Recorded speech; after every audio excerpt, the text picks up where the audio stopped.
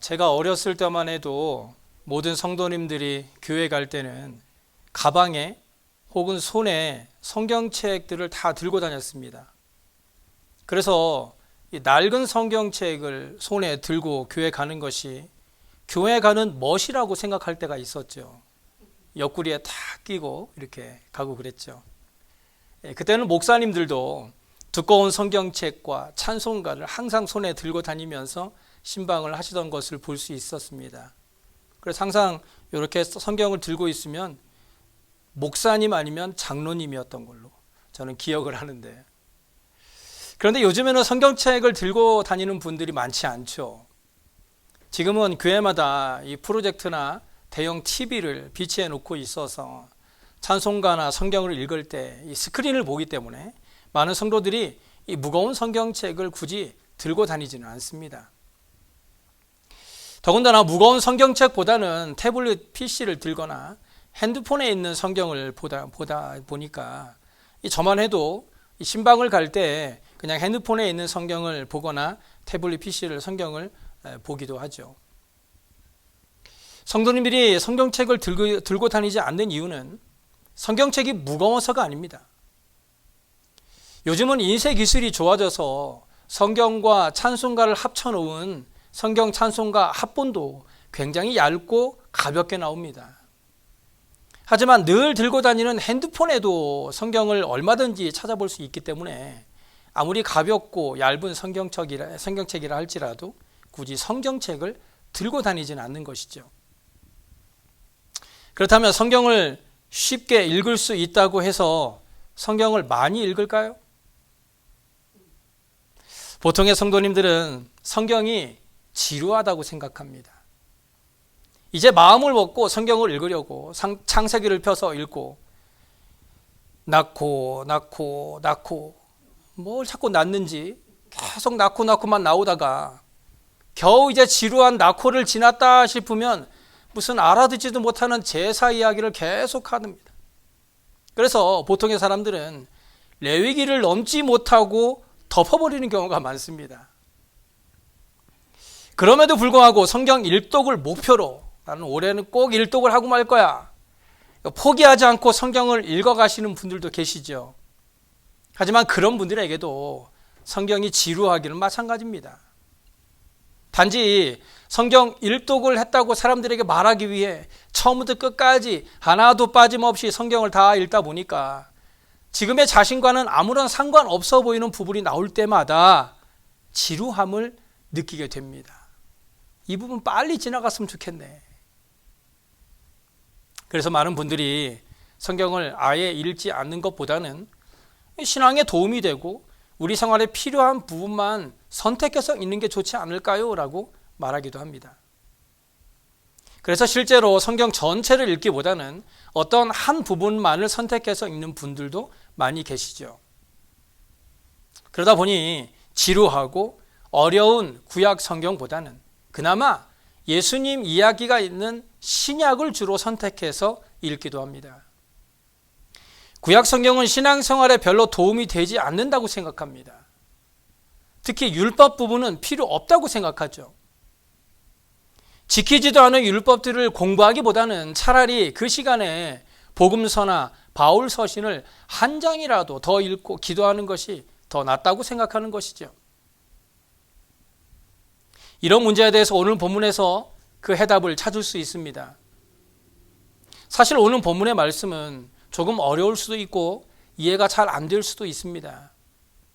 하지만 그럼에도 불구하고 우리가 이 말씀을 보아야 하는 이유는 예수님의 이 말씀에 정말 중요한 것이 담겨져 있기 때문입니다.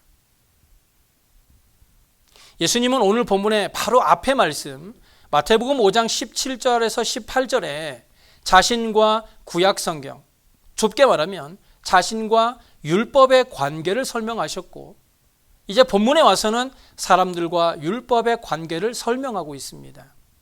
그래서 본문 19절에 그러므로 라는 말로 이 두 부분을 연결시키고 있죠. 그러니까 17절과 18절은 19절과 20절의 원인이 됩니다. 즉 오늘 본문이 바로 그 앞절의 결과인 것이죠. 그렇다면 먼저 17절과 18절을 보실까요? 내가 율법이나 선지자를 폐하려 온 줄로 생각하지 말라. 폐하려 온 것이 아니요 완전하게 하려 함이라. 진실로 너희에게 이르노니 천지가 없어지기 전에는 율법의 1.1획도 결코 없어지지 아니하고 다 이루리라. 율법은 하나님의 영원한 뜻이기 때문에 천지가 없어지는 한이 있어도 율법은 점 하나도 줄 하나도 지워질 수 없다는 거예요. 그렇기 때문에 오히려 율법을 자신의 가르침으로 완성한다면 그 율법에 포함되어 있는 하나님의 계명들을 사람들이 지켜야 하는 것은 당연한 논리이다라는 거죠. 예수님은 이 논리적인 결론을 그러므로라고 표현하셨죠. 본문 19절입니다.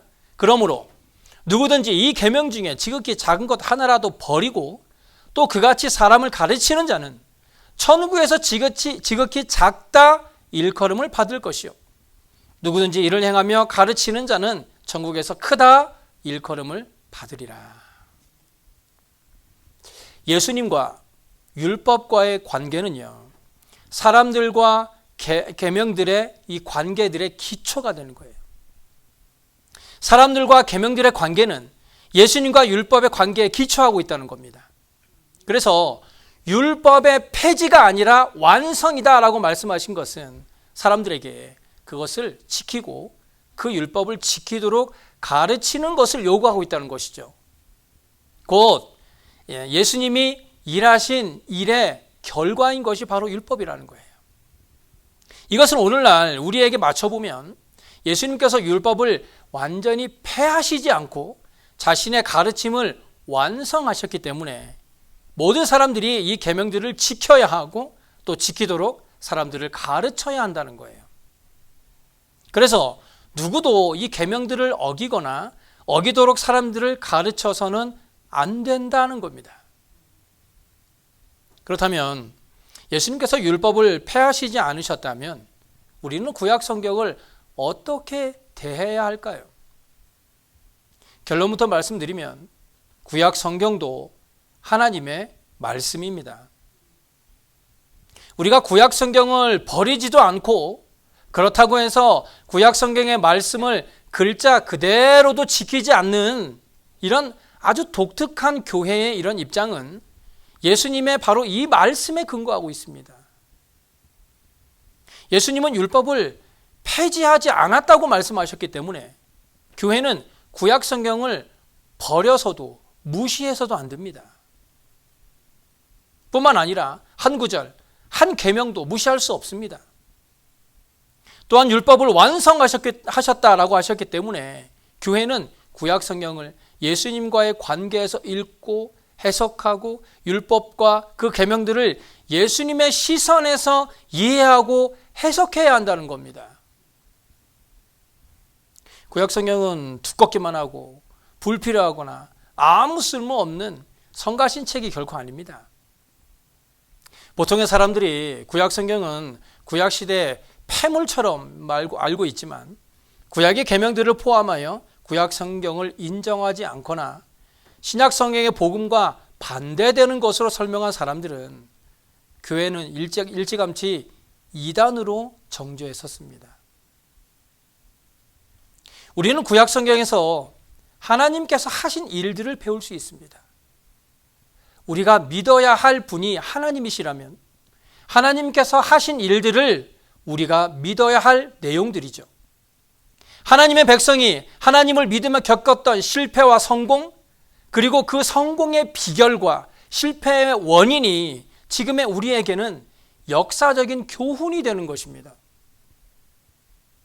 그래서 이스라엘의 역사는 하나님께서 그들을 통하여 이 세상에 하게 하신 일들을 알려주시는 동시에 우리의 모범 혹은 우리의 경고로 작용하는 거예요. 또한 이스라엘 민족의 역사나 개인의 신앙 경험, 신앙 고백, 그리고 그 배후에 역사하신 하나님의 사역에 못지않게 하나님의 계명들도 우리의 삶에 아주 중요한 기능들을 가지고 있다는 겁니다.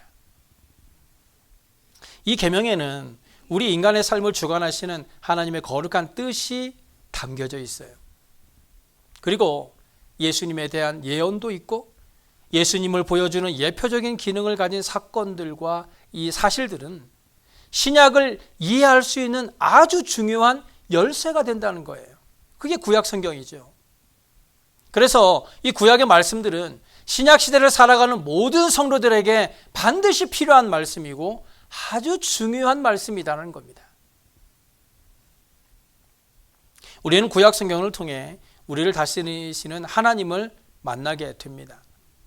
하나님은 구약에 있는 말씀을 통해서 우리가 하나님을 더 깊이 알 수 있게 하셨고 우리를 향하신 하나님의 뜻이 무엇인지 아주 자세하게 기록해 놓으셨어요. 하지만 사실 우리가 오늘 본문의 말씀을 관심을 가지고 보는 이유는 예수님께서 이 본문을 천국과 관련지어 설명하셨기 때문입니다. 예수님은 왜 계명과 천국을 관련지어 설명했을까? 즉, 이 계명들을 지키고 그렇게 가르치는 사람은 천국에서 큰 사람으로 불릴 것이다. 그리고 계명들을 지키지도 않고 그렇게 가르치는 사람은 천국에서 지극히 작은 사람으로 불릴 것이다 라고 예수님께서 말씀하셨다는 겁니다. 천국의 왕으로 오신 예수님께서 천국에 대해서 말씀하셨다면 정말 그렇게 되지 않겠습니까? 따라서 천국에서 큰 사람이 되고 싶은 사람이라면 누구라도 예수님께서 말씀하신 조건을 충족시켜야만 하겠죠. 자, 그렇다면 천국에서 큰 자라고 불리운다, 천국에서 가장 작은 자로 불릴 것이다 라는 말의 뜻은 무엇일까요? 이것은 두 가지로 해석할 수 있습니다. 첫째는 예수님은 자신을 믿는 사람들이 모두 천국에 들어갈 것을 전제하시고 계명을 지키느냐 지키지 않느냐에 따라 천국 안에서 그들을 큰 사람 혹은 지극히 작은 사람으로 대우하시겠다라는 말씀으로 보는 겁니다. 둘째는 천국에서 큰 자로 불리는 것을 천국에 들어가는 것 혹은 구원을 약속하신 것으로 보고 천국에서 가장 작은 자로 불리는 것을 천국에서 쫓겨나는 것 혹은 심판받는 것을 선언하는 것으로 보는 시각입니다. 그런데 이 두 가지 해석은 모두 다 약점을 가지고 있습니다. 첫 번째 해석의 장점은 크다, 작다를 비교적 문자적으로 해석했다는 겁니다. 하지만 이 천국을요, 장소적인 개념으로 이해를 해서 천국에서 천국 안에 들어가 있는 것으로 혹은 구원의 약속을 받은 것으로 해석한 것은 신약에서 사용된 천국의 개념과는 좀 다릅니다. 마찬가지로 천국 밖으로 쫓겨난다라는 표현을 이 장소적으로 이해를 하게 된다면 천국 안에 있던 것이 밖으로 쫓겨나게 된 것이 아니라 아예 천국에 들어가지 못하는 것이 되고 마는 것이죠. 이렇게 되면 결국 인간의 행위에 따라서 천국에서의 상급이 다르게 주어진다라는 오류를 낳고 마는 것입니다. 이에 비해 두 번째 해석은 크다, 작다를 비유적인 표현으로 해석한다라는 약점을 가지고 있습니다. 하지만 천국의 개념을 이 장소적인 개념으로 보지 않고 하나님의 통치로 본다는 면에서는 이 신약의 특색을 아주 잘 반영한다고 할 수 있습니다. 하나님의 통치가 새롭게 시작되었는데 가장 작은 자로 불린다면 이것은 천국에서는 있을 수 없는 일이겠죠. 이 성경에 기록된 천국에 대한 내용을 보면요, 천국에서는 모두 계급이나 재산의 유무와 상관없이 모두가 다 똑같은 것, 다 동등한 것으로 말씀하고 있습니다.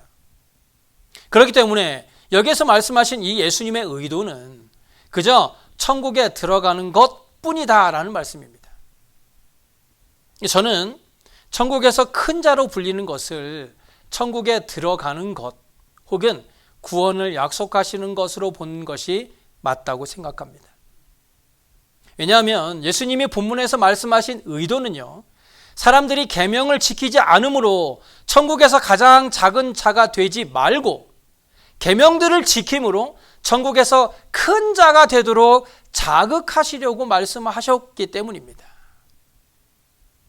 그런데 만약 첫 번째 해석으로 본다면 모두가 이미 천국에 다 들어가 있는 것으로 전제하고 있기 때문에 계명들을 지키는 것에는 큰 관심이 없습니다.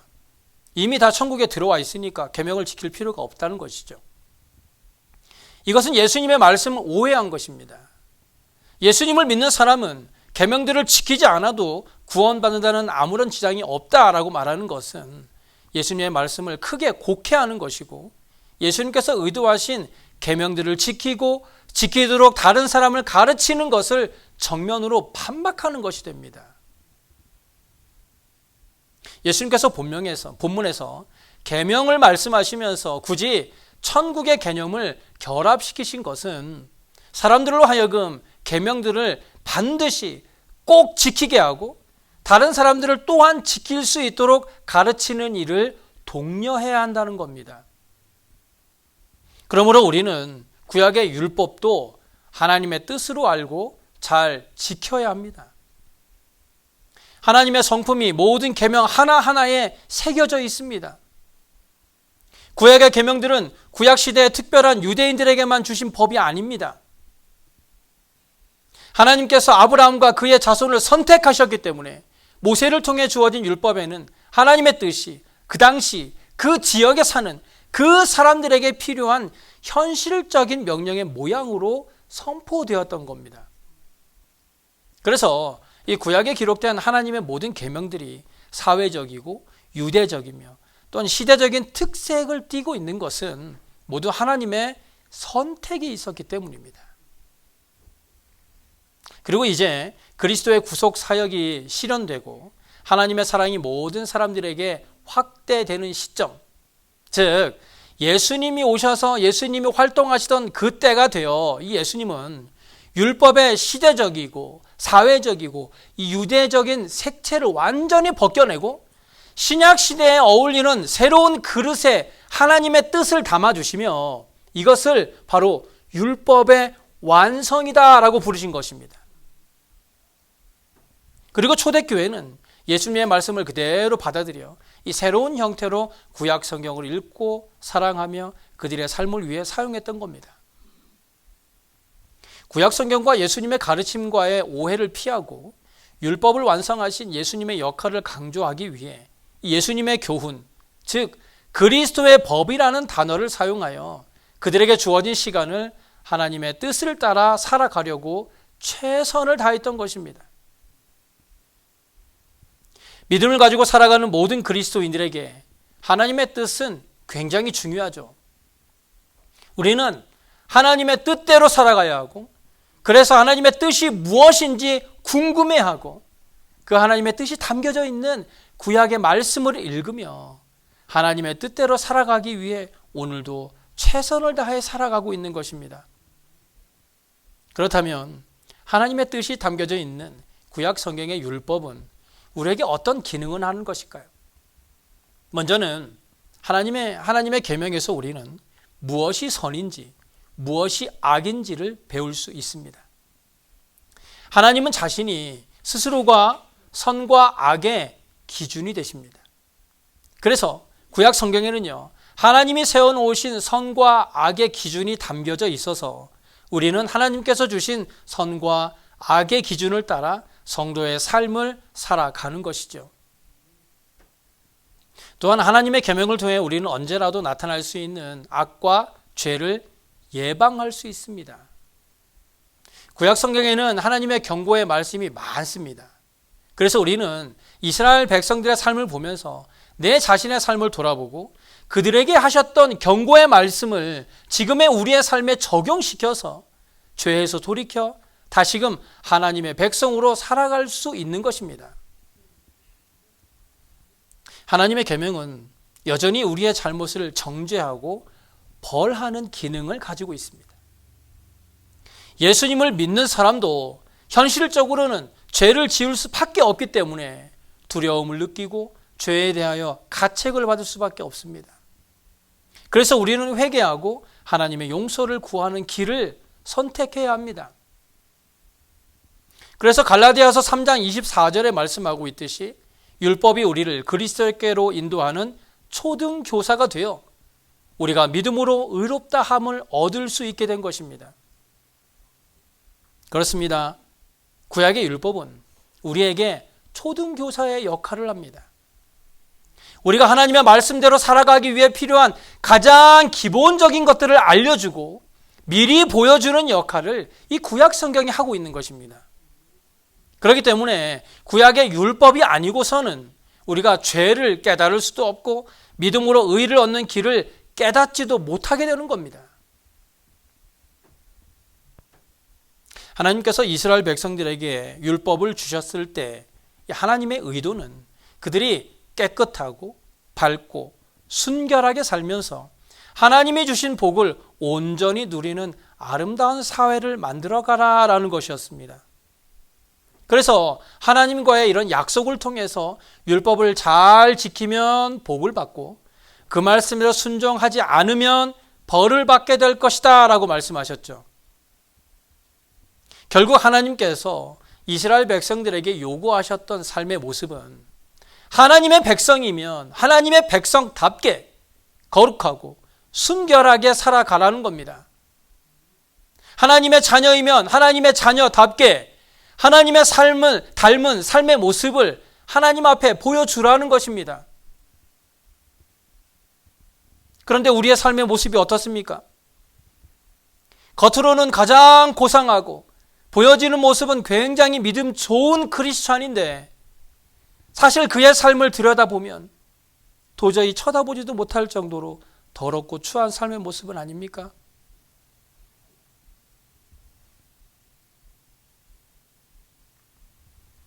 우리가 구약 성경을 읽으면서 느낄 수 있는 하나님은 그의 백성들이 범죄했을 때 그들에게 가차없이 벌하시는 무서운 하나님이시지만 결국 그들을 벌하시는 이유가 그들을 사랑하시기 때문에 그들이 깨닫고 다시금 하나님의 백성으로 돌아오는 모습을 기다리시는 사랑의 하나님의 모습이 계속해서 나오고 있습니다.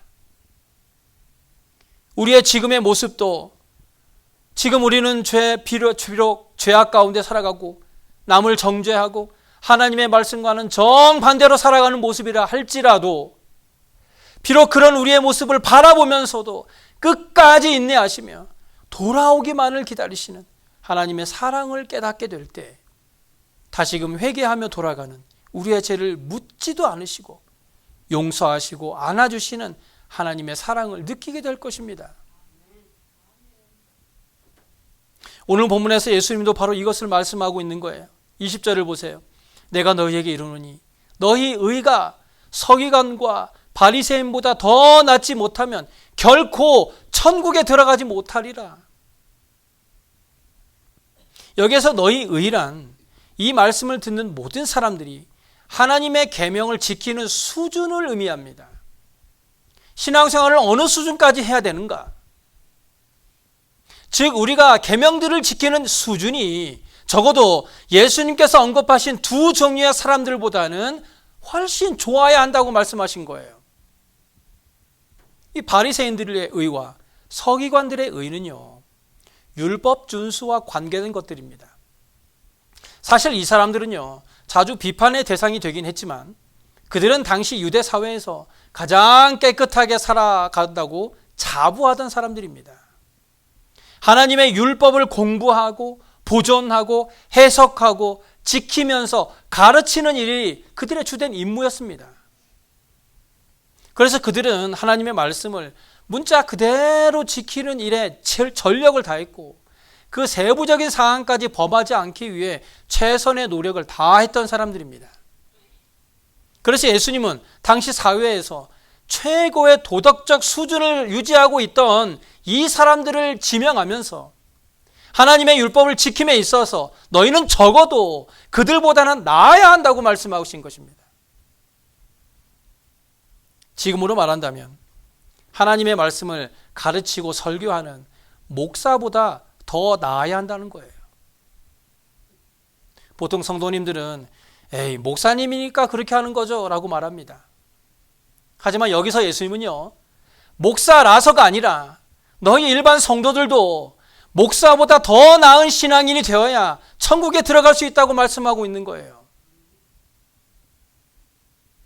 사랑하는 베들교회 성도 여러분, 예수님을 믿는 것과 예수님의 말씀을 따르는 것은 결코 다른 것이 아닙니다. 예수님을 믿는다면 반드시 예수님의 말씀을 따라야 합니다. 순종해야 합니다. 내가 생각하기에 아니더라도 하나님의 말씀이 그렇다면 그렇게 하는 것이 예수님을 믿는 것입니다. 우리가 입으로만 예수 믿는 사람들이 되지 않았으면 좋겠어요. 입으로는 뭐든 못합니까? 우리가 입술로 하나님의 말씀대로 순종하기로 고백했다면 이제는 그 입술의 고백이 삶의 순종으로 나타났으면 좋겠습니다. 예수 믿는다는 것이 결코 쉽지만은 않습니다. 하지만 어렵기 때문에 아무나 천국에 들어갈 수 있는 것도 아닙니다. 예수 그리스도를 믿기만 하면 다 천국에 들어갈 수 있다고 하니까 입술로 고백하기만 하면 누구나 다 천국에 들어갈 수 있다고 생각하십니까? 야고보서 2장 14절에 내 형제들아 만일 사람이 믿음이 있노라 하고 행함이 없으면 무슨 유익이 있으리요. 그 믿음이 능히 자기를 구원하겠느냐라고 말씀하고 있습니다. 우리는 구약이나 신약을 통해 하나님의 진짜 뜻을 발견할 수 있어야 합니다. 우리가 열심히 기도하고 철야하고 금식하면서 하나님의 뜻을 찾을 때 성경을 빼놓고서는 하나님의 뜻을 절대로 찾을 수 없습니다. 하나님의 뜻은 성경 말씀 안에 있기 때문이에요. 그러므로 하나님께서 우리에게 요구하고 계시는 하나님의 백성으로서의 삶, 그런 하나님의 참된 뜻을 바로 발견하고 깨달음으로 인하여 이 땅에 빛과 소금으로서의 삶을 살아가고 세상에 하나님의 빛을 비추어 이 땅에서도 천국을 누리며 살아가는 저와 여러분의 삶이 되시길 간절히 소원합니다. 기도하겠습니다.